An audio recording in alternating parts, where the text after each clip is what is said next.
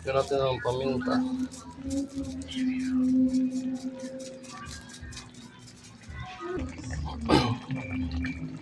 Tikman natin kung okay ng lasa. Sweet and sour na boneless sa bangus. Ayos.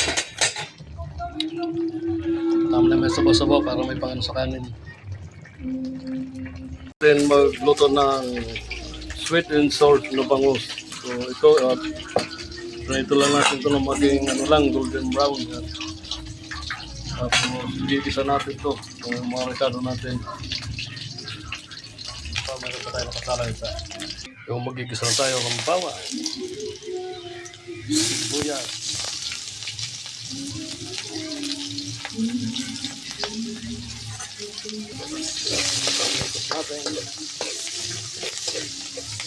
kaya natin yung sili.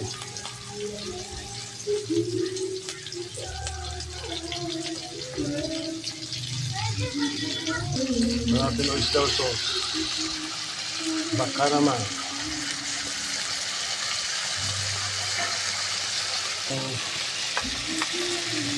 toyo,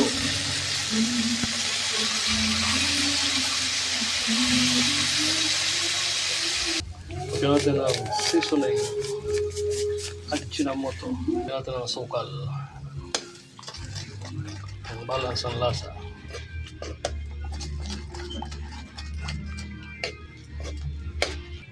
Ilubog natin ating mga pritong bangus.